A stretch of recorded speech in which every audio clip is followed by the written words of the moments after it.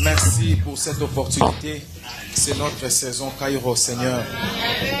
Parle-nous, dis un mot. Amen. Et nos âmes seront sauvées. Amen. Nos esprits seront restaurés. Amen. Père, sauve-nous par ta parole. Merci, Au nom de Jésus-Christ. Dispose-nous, esprit, âme et corps. Je prie que toute distraction soit loin de nous. Que les pensées ne voyagent pas. Je demande au Dieu que chaque personne soit présente ici, non seulement dans le corps, mais aussi dans l'âme et dans l'esprit, dans les pensées, Seigneur Dieu. Père, que ton esprit parle à nos esprits et que nous soyons vraiment transformés par ta parole. Visite-nous puissamment d'une manière extraordinaire et inattendue ce matin. Ouvre les yeux de nos cœurs, que nous puissions percevoir quelle est la hauteur, la profondeur, la longueur et la largeur. Ô Dieu de gloire, amène-nous là où tu veux que nous allions. Père, c'est l'année Kairos et nous voulons vraiment que ce message soit un Kairos pour chacun de nous et que ça nous fasse entrer dans la dimension des temps favorables. Dans le nom de Jésus-Christ. Amen. Gloire au Seigneur. Gloire au Seigneur. Gloire au Seigneur. Amen. S'il vous plaît.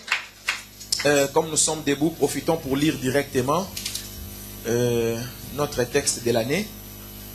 2 Corinthiens, chapitre 6, versets 1 à 2.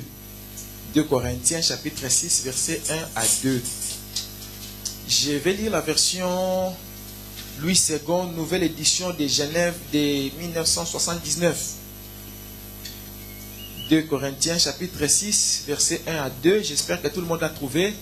J'ai prié Dieu que, avant février, que ces textes entrent dans le cœur de chacun et que tout le monde puisse les mémoriser et que ça puisse couler dans tes veines et que vraiment que ça fasse partie de toi pour que tu les vives cette année. Amen. Je lis au nom de Jésus-Christ. Amen. Puisque nous travaillons avec Dieu, nous vous exhortons à ne pas recevoir la grâce de Dieu en vain. Car il dit, au temps favorable, j'étais exaucé, et au jour du salut, j'étais secouru. Voici maintenant les temps favorables, et voici maintenant les jours du salut. Oh, gloire au Seigneur. S'il te plaît, assis-toi sur la tête de tes ennemis, dans le nom de Jésus-Christ. Je rends grâce à Dieu pour ta présence dans ce culte. Nous sommes bénis d'être ici. Et ceci, c'est pour l'enregistrement de nos audios pour la radio. Donc, ça va faire partie de notre je sais pas, de nos images, de notre configuration, mais il faut que tes yeux s'habituent à ça. Je ne sais pas pourquoi elle a choisi la couleur bleue. Je vais le demander. Hein? En tout cas, c'est pour... Donc, ça dit, à partir de ce soir, tu écouteras déjà des messages sur notre radio. Et je crois que si tout va bien, la semaine prochaine, nous allons vous donner les programmes de notre radio, à quel moment tu peux suivre la prédication du dimanche, à quel moment tu peux suivre la prédication de l'autre dimanche. On va essayer de faire ça pour que les gens qui n'ont pas eu puissent rattraper. Mais c'est toujours mieux d'être sur place et de les recevoir en direct que de les suivre sur la radio. Amen. Que Dieu soit loué. Tout à l'heure, j'ai été un peu abusé parce que le modérateur qui nous avait dit 5 minutes et les musiciens, ils ont trouvé un truc qui les fait bondir ici. Et juste au moment où ils voulaient couper, je l'ai vu commencer à sauter. Et j'ai dit, papa, papi est allé encore lui dire un truc à l'oreille. J'ai dit, papa, papi, laisse-les. Ça fait sauter le modérateur. Profitons. Mais il m'a dit, non, moi-même je l'ai encouragé. Ah, merci. Amen. Amen. Parce que dans les cultes, le modérateur, c'est lui qui nous modère. C'est-à-dire, il empêche les excès. Du coup, s'il ne veut plus, il ne veut plus. Hein. Donc, ça, on a dit, profitons. Que lui-même, ça l'a pris. Donc, que Dieu vous bénisse. Beaucoup de musiciens. Frère Daniel, tu as fait ce que j'ai demandé. Je te dis, fais ton travail. Que Dieu vous bénisse. Merci. Je loue Dieu beaucoup pour nos musiciens. Vraiment. Que Dieu soit loué. Nous sommes bénis. Gloire au Seigneur. Amen. Hein? Amen. Et Dieu est bon. Et nous sommes dans notre thème Kairos. Comme en plus, les cantiques à question, je ne le connais même pas. Moi, c'est moi comme j'ai vu mon modérateur sauter. J'ai dit c'est que c'est bon. Laissez-moi. Non, Dieu est bon. Et Dieu soit loué. Je suis très content d'être ici dans votre église. Et c'est des choses comme ça me donne la force de venir encore à votre église. C'est pour ça demain, je viendrai encore dans votre église. Et mardi et mercredi et vendredi, tout le temps que je serai encore à Lyon. Pour la grâce de Dieu. Ok. Donc, comme je disais, c'est l'année Kairos. C'est l'année Kairos. Yes. Comme nous tous nous savons, Kairos, c'est le temps favorable. C'est le temps de bénédiction. C'est le temps des récoltes. C'est le temps où, même si les problèmes ne finissent pas, mais on commence à voir beaucoup de solutions. C'est le temps où on peut souffler un peu. C'est le temps vraiment où on commence à voir la victoire. C'est le temps où on commence à grandir, à franchir de nouveaux caps. C'est le temps où beaucoup de témoignages commencent à venir dans ta vie. C'est vraiment le temps où tu pleures comme tu pleurais avant, mais beaucoup de larmes et de joie, beaucoup de larmes et de reconnaissance. Kairos, c'est le bon moment de la vie. Kairos, c'est le moment des shifts. C'est le moment où on quitte une dimension et on entre dans une autre dimension. C'est le moment où on quitte un endroit, on va dans un autre endroit. En fait, Kairos, c'est le moment où le temps s'arrête pour toi et tu commences à vivre des événements étranges en ta faveur. Et ça dit où le temps ne compte plus, le temps s'arrête. Et ça commence à aller de soi-même. Et c'est ça ce que nous sommes appelés à vivre en 2018. Je crois en Dieu et je crois en sa grâce. Ceux qui ont Facebook, s'il vous plaît, partagez notre message sur votre Facebook et puis retournez vite dans les cultes, pardon. Il y a des gens, quand ils vont partager, ils restent là-bas. Mais ne reste pas là-bas, s'il te plaît. Reviens-nous vite, nous avons besoin de toi ici. Parce que ce que je vais dire ce matin, ça peut aider quelqu'un. Amen. Amen. Gloire au Seigneur. Dans notre thème Kairos, nous avons lu notre texte de l'année où il dit, puisque nous travaillons avec Dieu, nous vous exhortons, nous vous encourageons, frères et sœurs, ne recevez pas la grâce de Dieu en vain. C'est-à-dire, ne négligez pas la grâce de Dieu. Ne bafouez pas ce que Dieu vous donne. Il dit pourquoi? En fait, le verset 2 commence car. Car exprime la cause. Pourquoi je ne dois pas négliger la grâce de Dieu? Justement, parce que Dieu avait dit qu'au temps favorable, je vais t'exaucer. Et au jour du salut, je vais te secourir. Or, c'est maintenant le temps Kairos. C'est maintenant le temps favorable. C'est maintenant le jour du salut. Puisque c'est maintenant, alors ne prenons pas la grâce de Dieu en vain. Et une autre raison, c'est puisque nous travaillons avec Dieu. Pourquoi ce matin nous allons toucher cette phrase? Parce que le dimanche dernier nous avons touché car il dit. Maintenant ce dimanche on va toucher puisque nous travaillons avec Dieu. En fait pendant 12 mois nous allons faire une chirurgie de ces deux versets. Nous allons les essorer. Nous allons faire sortir tout ce qui peut se cacher comme trésor dans ces deux versets, jusqu'au point où tu ne vas pas comprendre comment on a fait une année, on n'a pas fini deux versets. Et c'est là où tu vas respecter ta Bible. Amen. Et c'est là où en tant que prédicateur, tu vas faire l'effort de ne plus prêcher beaucoup de choses vite pour passer, mais de t'asseoir sur un truc et de nous nourrir.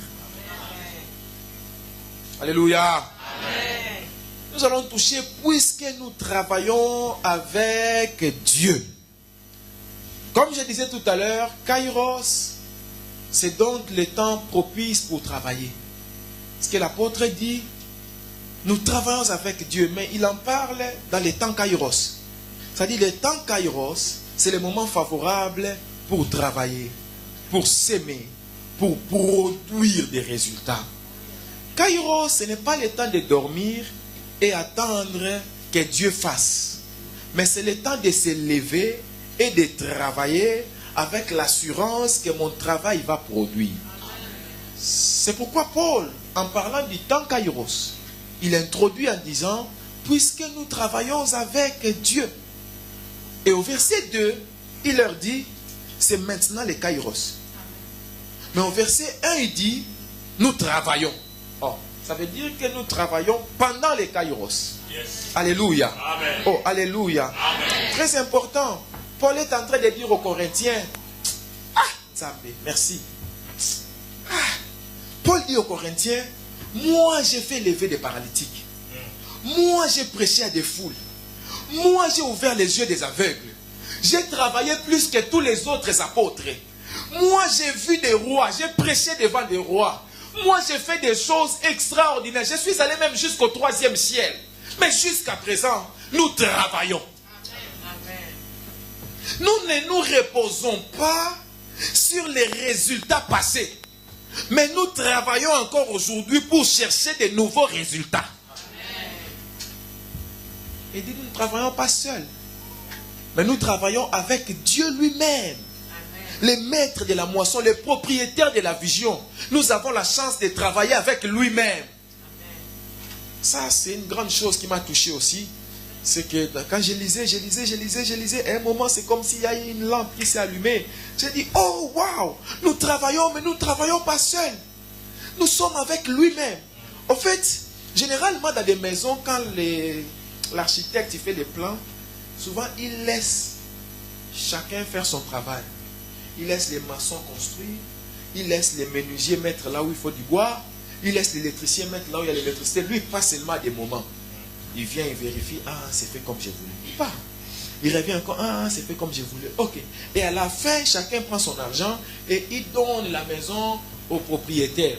Mais nous travaillons avec le propriétaire de la maison et avec l'architecte. Parce que c'est lui-même l'architecte, c'est lui-même le propriétaire de sa propre maison. Et lui-même, pardon, il a la capacité de faire sa maison sans nous. Mais il nous prend et nous associe pour travailler dans sa maison. Merci Seigneur. J'aimerais vraiment épingler cette chose à quelqu'un, dans la vie de quelqu'un ce matin, que même si tu ne vois personne, tu n'es pas seul cette année de Kairos.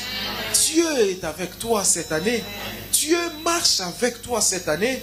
Dieu travaille avec toi cette année. Tout ce que tu feras cette année pour la gloire de Dieu, tu ne le feras pas seul. En fait, dans les temps Kairos, Dieu ne te laisse pas seul travailler, mais il vient travailler avec toi. Et c'est bien parce que la Bible dit, si Dieu est avec toi, la Bible dit avec Dieu et il écrasera nos ennemis. C'est-à-dire, si nous travaillons avec Dieu, nous avons l'assurance des exploits. Et nous avons aussi la garantie de l'écrasement de nos ennemis par Dieu. Le problème, c'est qu'écraser, très souvent, c'est quelque chose qui vient d'en haut et qui écrase ce qui est en bas. Maintenant, la main de Dieu est grande. Si ça écrase un groupe de gens, ils disparaissent pour toujours. Et c'est tellement lourd. Même si les pieds de Dieu s'est placé sur eux, c'est fini. Et c'est ce que nous devons avoir dans la tête. Qu'en 2018, Dieu sera avec nous toute l'année. Et quand Dieu est avec quelqu'un, il n'abandonne jamais. Amen. Il ne délaisse jamais. Vous savez, même l'ami le plus fidèle, il peut te laisser. Même la personne de confiance, il peut t'abandonner. Mais dans ton Kairos, Dieu ne peut pas t'abandonner. Il y a d'autres gens, ils ne t'abandonnent pas parce qu'ils ne t'aiment pas, mais ils t'abandonnent parce qu'ils meurent. Mais Dieu, il ne va pas mourir. Il sera là avec toi. Dans les bons et dans les mauvais moments, il sera là. C'est ce qui nous fortifie aussi beaucoup. Alléluia. Sois fortifié ce matin. Amen. Dieu ne te laisse pas seul. Amen. Dieu est avec toi. Amen. Et si Dieu est pour nous, qui sera contre nous? Il faut que tu sortes de ces cultes avec la certitude que Dieu est avec moi. Amen. Oh, s'il te plaît, dis un peu dans la bouche, Dieu est avec moi. Dieu est avec moi. Merci. Gloire à Dieu. Alléluia. Amen. Oh, alléluia. Amen. Dieu sera avec toi toute l'année. Chaque jour de cette année que tu prononceras Kairos dans ta bouche, Dieu sera avec toi. Amen. Or, Dieu est un travailleur. Hey! Aïe, aïe, aïe, aïe. Dieu est un travailleur et il est le Dieu des travailleurs. C'est pourquoi il a travaillé pendant 6 jours et s'est reposé seulement un jour. Ce n'est pas nous qui travaillons 2 jours, on se repose aussi 2 jours. Dieu a fait 7 jours. Il travaille pendant 6 jours. Et il travaille du matin jusqu'au soir. Quand on arrive le soir, on dit, il y a eu un soir et il y a eu un matin. Et c'est fini le 2e jour. Il commence encore, tant, jusqu'au soir. Il y a un soir et il y a un matin. Sans plainte. Parce que c'est un travailleur. Tous les gens que Dieu a appelés dans la Bible, c'était des travailleurs. Et quand ils ont rencontré Dieu, ils sont devenus encore des plus grands travailleurs. Commençons par Adam, le premier même. Quand Dieu l'a fait, la Bible dit, Dieu a fait Adam et il lui dit, à lui et à sa femme, multipliez-vous, remplissez la terre, fécondez ce qui nini, dominez sur tout ce qui existe, assujettissez.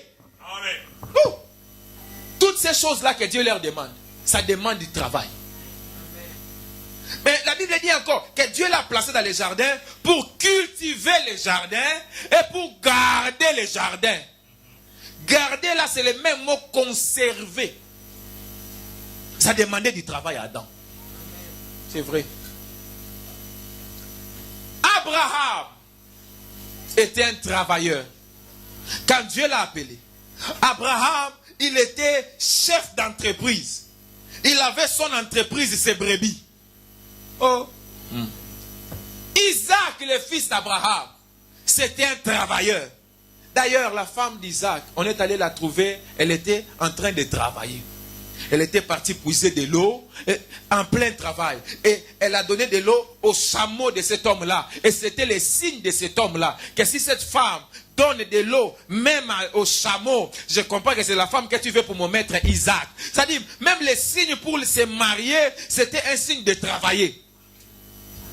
Isaac lui-même, c'était un travailleur, frère.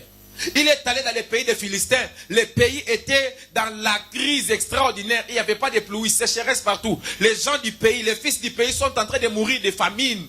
Mais lui, Isaac, étranger, il a vu qu'il n'y a plus d'eau sur la surface du pays. Il fait des puits. Il travaille. Il creuse des puits, de l'eau sort. Isaac, il fait des puits. L'eau commence à jaillir. Les gens du pays qui n'ont pas l'eau, au lieu de venir boire l'eau d'Isaac, mais comme c'est Isaac qui a fait ça, ils viennent, ils enterrent son trou. Isaac ne s'arrête pas. Il va encore faire un autre puits. L'eau sort encore. Ils viennent, ils enterrent son puits. Ils n'ont pas d'eau. Quelqu'un fait sortir l'eau. Ça peut les aider. Mais comme c'est lui qui l'a fait, il tue ça. Ça arrive beaucoup. Jusqu'à un point où Isaac fait un puits. Et dans ce puits-là, les ennemis ne viennent pas écraser son puits. Alors Isaac, il dit, Rehoboth, Dieu nous a mis au large. Tout travailleur, il finit par être au large. Hey, quand tu travailles, Dieu te mettra au large. Son fils Jacob, c'était aussi un grand travailleur. Jacob avait la bénédiction. Mais tu peux imaginer quelqu'un qui travaille 7 ans sans salaire. 7 ans, frère. Et à la fin de 7 ans, la femme qu'il voulait, on lui donne l'autre femme. Il travaille encore 7 ans. C'est-à-dire, s'il avait 30 ans, il a 44 ans. 14 ans sans salaire. C'est mal pour la dot. C'est là où je vois que nous, les Africains, nous ne sommes pas sérieux. On te demande la dot pour épouser une femme que tu dis tu aimes. Mais tu fais des discussions. Tu fais des réductions. Tu demandes des réductions comme si c'était une solde. Nanani. Donne la valeur à la femme que tu aimes. Donne aussi la valeur à toi-même. Que cette famille-là, Balapayo. Balapayo, je ne sais pas traduire. Mais essaye de voilà. Hein? Parce que tout ce qu'ils peuvent demander là, ce n'est que du matériel, ça va passer. Ce n'est pas la valeur de l'être humain. Mais vous aussi, famille de la femme, parfois vous abusez. Ce n'est pas un produit que vous vendez. vers la promesse de Dieu. Mais il était un travailleur. Il était esclave. Mais il a travaillé plus que les autres esclaves. Et ça fait de lui le chef des esclaves. Il est allé en prison. Il a travaillé plus que les autres prisonniers. Ça fait de lui le chef des prisonniers. Il est allé dans la maison des pharaons. Il a travaillé. Il est devenu le chef de tout le monde. Travail. David, n'en parlons même pas. Il travaillait depuis l'enfance. À tel point que même quand le prophète Samuel est venu prophétiser chez eux, tout le monde était à la maison. Tous les grands frères étaient à la maison, mais les petits frères étaient au travail. Simon-Pierre, Jésus l'a trouvé au travail. Jésus l'a appelé, il était sur sa barque. Il dit, nous avons travaillé toute la nuit, on n'a pas trouvé de poissons. Mais sur ta parole, je jetterai le filet. Attends mon frère, quel est le filet que Jésus va utiliser pour te donner la pêche miraculeuse? Même Jésus lui-même, en faisant l'œuvre de Dieu, il a dit dans Jean 5, verset 17, mon Père agit, moi aussi j'agis.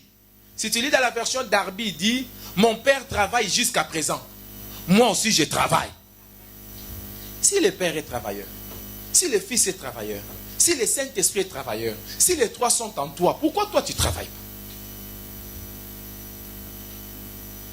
C'est là que nous devons comprendre que dans le temps Kairos, nous devons travailler avec Dieu. Oh, j'ai lu dans un livre où il dit, Dieu n'a pas envoyé le Saint-Esprit à la Pentecôte pour que le Saint-Esprit empêche le travail en toi. Essayons d'enlever d'abord ce qui empêche le travail. Commençons par un premier ennemi, la paresse. La paresse. La paresse. Je vais définir la paresse sur deux angles. La paresse selon le dictionnaire, la roue sous l'autre dictionnaire, et la paresse selon la Bible. Aujourd'hui, je m'arrêterai seulement à la définition de la paresse. Et le dimanche prochain, je viendrai vous parler sur les causes de la paresse, ou les sources de la paresse, d'où vient la paresse.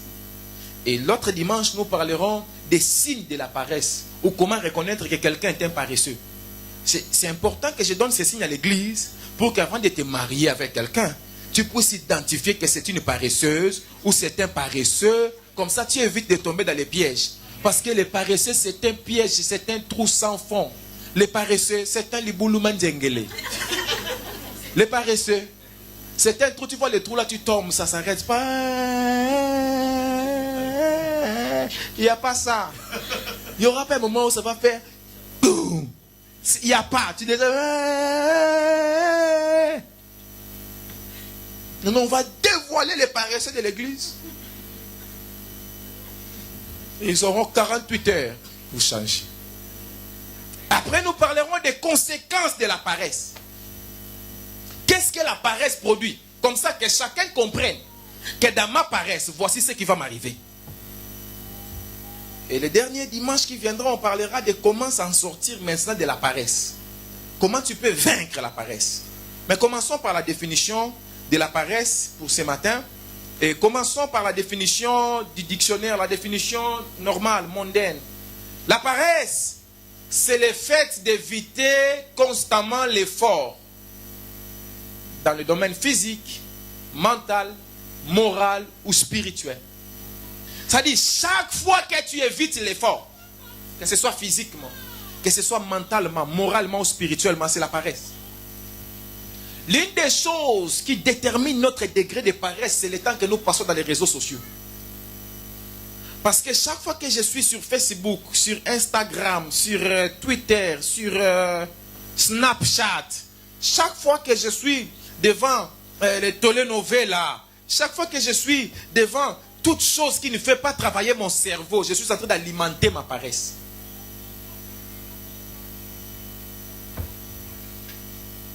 La paresse, c'est le fait d'éviter l'effort. Et des gens, ils cherchent tous les moyens d'éviter l'effort. Ça dit, mais pourquoi fournir des efforts si on peut les faire facilement comme ça? La paresse, c'est le refus du travail. Dans tous les domaines aussi. Chaque fois que tu es face à quelqu'un qui refuse de travailler, quel que soit le domaine, tu es face à la paresse. La paresse, c'est la fatigue éternelle. Oui. L'un des signes que tu es paresseux, c'est quand tu es tout le temps fatigué. Tout le temps. C'est-à-dire, tu étais fatigué avant de dormir. Tu es fatigué après avoir dormi. Tu étais fatigué avant d'avoir mangé, peut-être parce que tu avais faim. Mais quand tu finis de manger, la nourriture là, ça te donne encore la fatigue. La paresse, c'est la fatigue éternelle. C'est-à-dire, tu es tout le temps fatigué. Ça montre une certaine paresse aussi. Ou bien, identifie les choses qui te fatiguent et traite ces choses-là pour qu'il y ait des moments où tu es en forme.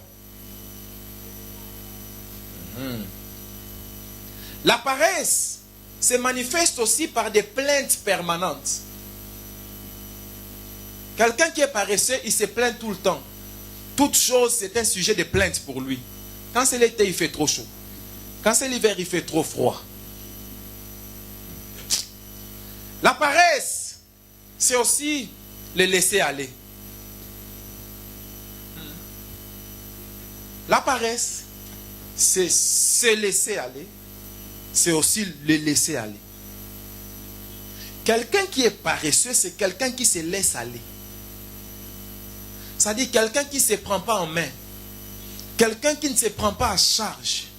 Quelqu'un qui ne se lève pas pour changer les choses dans sa propre vie.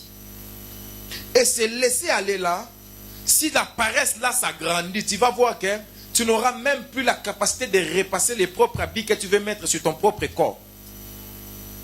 Tu n'as plus le temps même de te peigner les cheveux ou de laver tes cheveux. Tu prends seulement une perruque, tchoubou, tu vas à l'église. Quand tu rentres ici, tu enlèves la perruque là, les parfums des mauvaises odeurs qui sortent là. Quand tu grattes comme ça, des trucs qui tombent là, ça dit il ne faut pas gratter devant les gens. Mais la paresse, tu te laisses aller seulement. La paresse, c'est se laisser aller. C'est-à-dire, il y a une douleur, mais il laisse la douleur là jusqu'à ce que ça devienne une maladie grave. Il n'arrive plus à se lever. On appelle les pompiers. Mais quand ça a commencé petit là, il pouvait se lever lui-même pour aller voir les médecins pour traiter. En plus, il a la CMU, c'est gratuit pour lui. Mais il ne peut pas. La paresse, c'est aussi les laisser aller. Partout où il y a des gens, si tu vois les laisser aller, il y a un paresseux quelque part.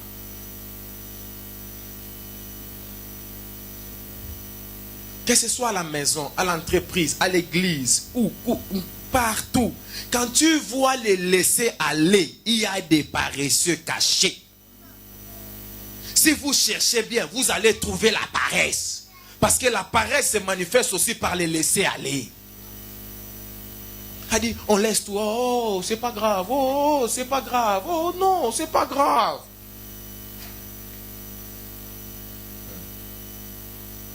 La paresse dans la Bible. Je vais donner 3 textes bibliques que je vais lire directement pour ne pas te prendre encore beaucoup de temps de chercher dans la Bible.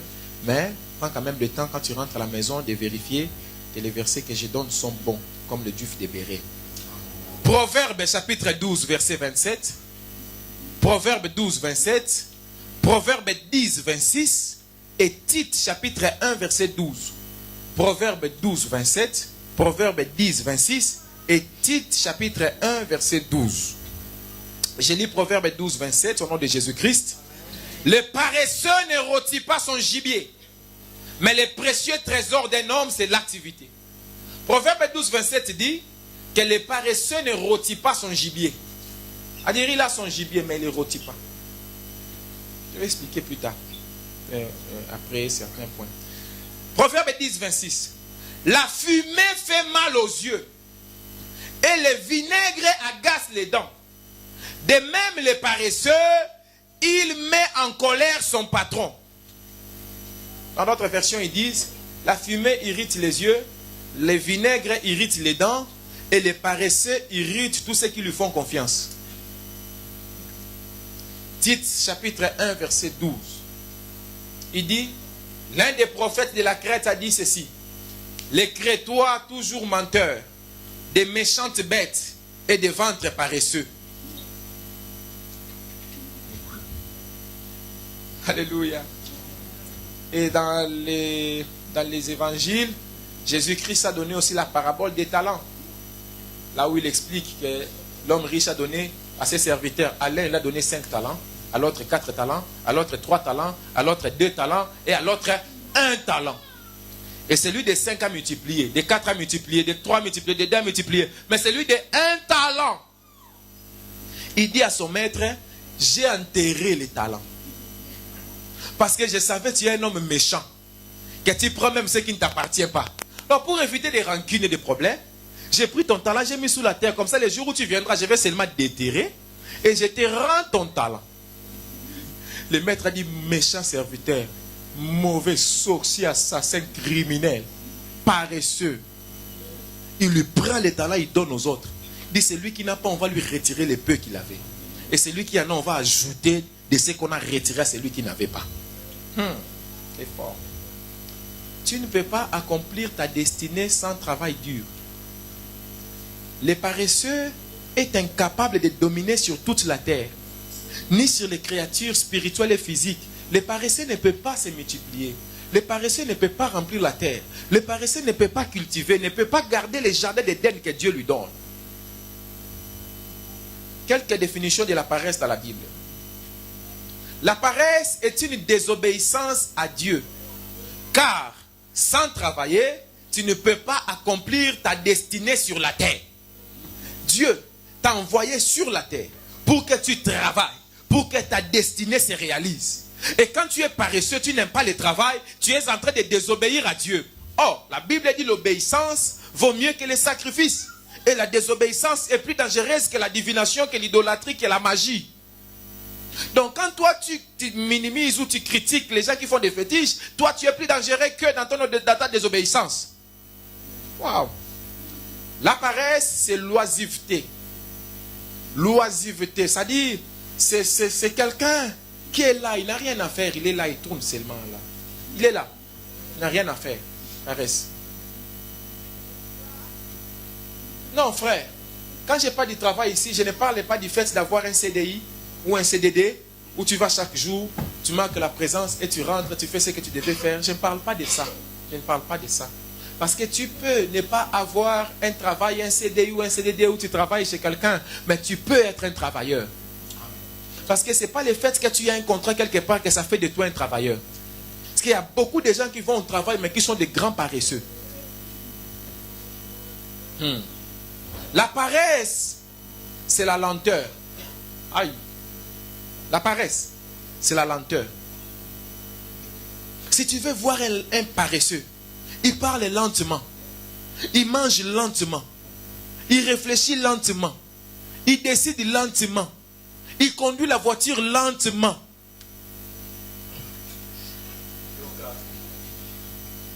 Tu lui demandes un truc, il doit réfléchir 2 semaines. La lenteur, ça montre la paresse. La lenteur, ce n'est pas la tendresse. C'est la paresse. Bonjour. Comment tu vas? La chose là, on peut... Oh! Le temps, c'est de l'argent. Dis-moi la chose quand on va à une autre... En plus, tu es un garçon. C'est pas bon.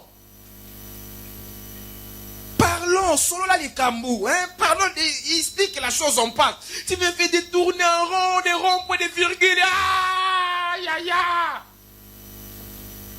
La paresse, c'est la lenteur. Quelque chose qui peut se faire directement, mais ça prend du temps.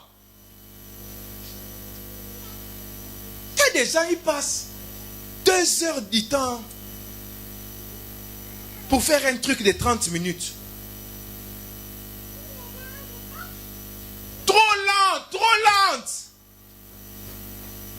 Attends. Tu as fait 15 ans de ta vie, 20 ans de ta vie à laver la vaisselle. Jusqu'à aujourd'hui, tu n'as pas encore appris les stratégies pour accélérer les vaisselles là. C'est-à-dire, quand tu entres dans la cuisine, tu oublies que tu es une femme mariée. Tu oublies que tu es un homme dont tu dois t'occuper. Tu oublies que tu es un homme marié, tu dois t'occuper de ta femme et de tes enfants. Depuis que tu es là, oh chérie, je t'aide à laver la vaisselle.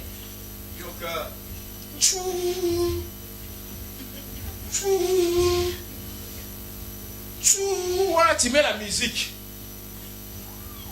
Et moi, tu laisses d'abord de laver la vaisselle. Allons la casse. 2018.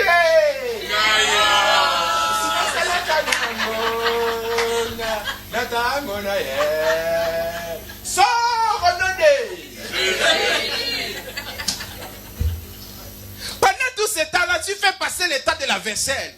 Finis d'abord les trucs et passe à un autre truc. Time is money.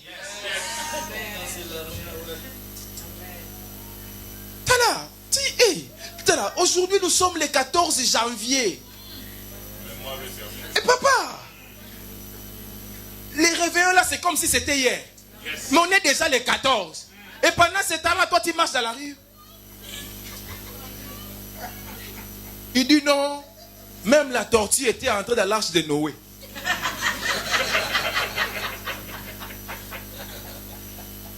Il y a des cantiques comme ça, je les chasse au nom de Jésus. Otambola kamalebe okokoma. Et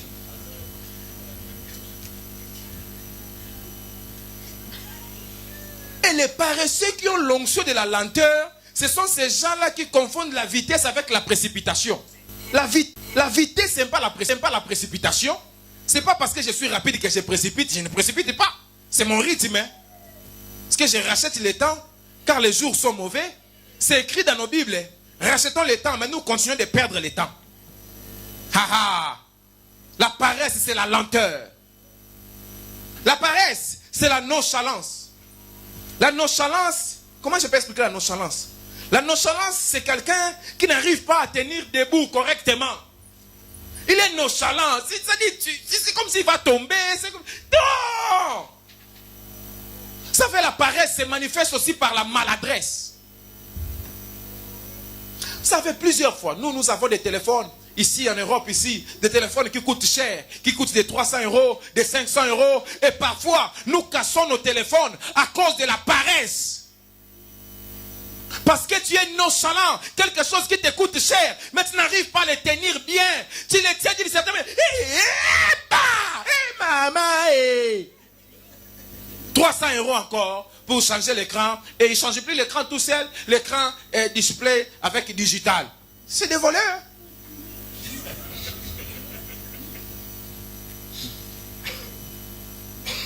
Alléluia. C'est vrai, non? La paresse. Tu es là assis sur le canapé, tu mets les pieds en haut comme ça, et tu envoies l'enfant, amène-moi l'assiette, amène-moi les verres, et l'enfant, comme il est enfant, il ne savait pas, il fait tomber, et bah! Une assiette de perdu, un verre de perdu. Mais comme on est encore paresseux, le lendemain encore, on va encore l'envoyer. Amène-moi encore, qu'il amène, il fait tomber encore. À un moment, 6 sont cassés et on rachète un autre. Sans te rendre compte, la paresse est en train de te prendre de l'argent.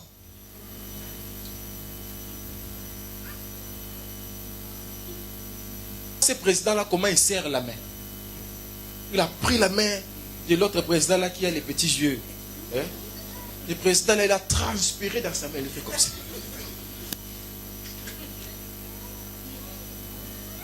Mais il y a aussi l'autre jeune président-là qui l'a aussi. Au nom de Jésus, au nom de Jésus. Au nom de Jésus. Oh, il faut laisser. Non, laisse pas. Les paresseux, c'est quelqu'un d'isolé. Les paresseux, il évite les gens. Parce qu'il est tellement paresseux qu'il n'a même pas le temps de mettre la maison un peu d'ordre. Alors, il ne veut même pas que les gens viennent le voir. Et lui aussi, dans sa paresse, il n'a pas la force pour aller voir aussi les autres. Les paresseux, ils se lèvent du lit comme s'ils portaient un sac de ciment de 50 kilos sur le corps. C'est la paresse. Ça dit qu'il est déjà réveillé, mais il continue de tourner. Hey. Oh. Ouais.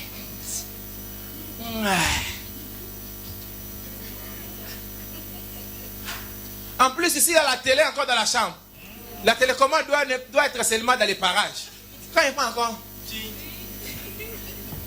Ouais. Hey, j'ai raté ce programme hier, hein? Paresse. Le paresseux, il est tellement paresseux qu'il est incapable même de confesser la parole de Dieu pour son propre bien. C'est-à-dire pour son propre bien.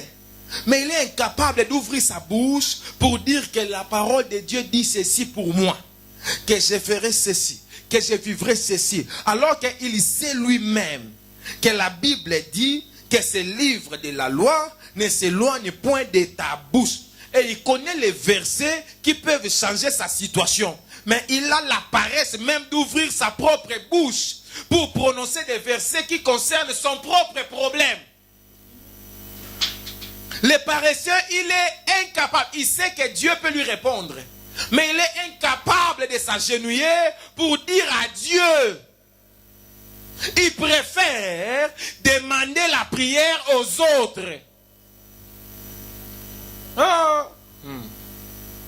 Alléluia. Tu sais les paresseux comment ils prient? Les paresseux pour prier, il se met à genoux au bord du lit. Et il prend la couverture, il met sur lui. Et il s'appuie sur le lit comme ça. Du coup, il est au chaud. Comme il est au chaud, quand il commence seulement l'introduction.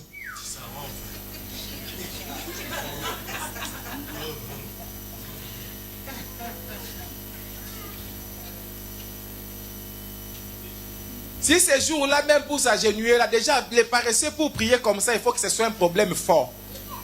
Mais quand c'est la prière normale, il prie couché déjà, il met déjà la couverture. Comme ça, Dieu, là où le sommeil va me prendre. Ça dit, pour lui, c'est difficile de laisser son lit, de laisser sa chambre dans le confort, d'aller dans un lieu inconfortable, comme les salons, ou les balcons, là où le vent entre, les froids lui enlève le sommeil, de se mettre à genoux et de se battre en prière pendant 4 heures du temps la nuit pour que Dieu puisse déchirer les cieux et que les choses bougent sur la terre. Il ne peut pas faire ça.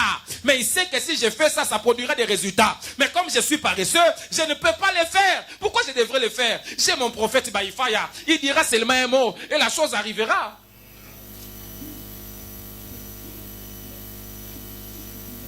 Haha.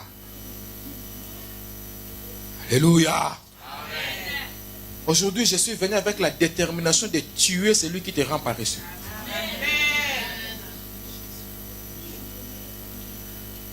Les paresseux, il est incapable de prier pour ses propres enfants. Ses propres enfants. Il sait que mon enfant ne sait pas prier. Mais moi aussi, je ne vais pas prier pour lui. Il va grandir comme ça jusqu'au jour où il saura prier. Lui-même, il priera pour lui-même. Moi-même, je n'ai pas la force pour prier pour moi-même. Je vais encore ajouter... Non, il va prier. Ah, les paresseux sont incapables de faire les démarches administratives jusqu'au jour où le délai va passer. Ça dit, les démarches là, ça demande 1 mois avant de faire ces recours là. Il ne va pas faire jusqu'à ce qu'il sera le 29e jour. Les paresseux, même si conformément lui envoie les chèques et d'aller prendre les trucs gratuits, il va aller seulement les jours où c'était fini.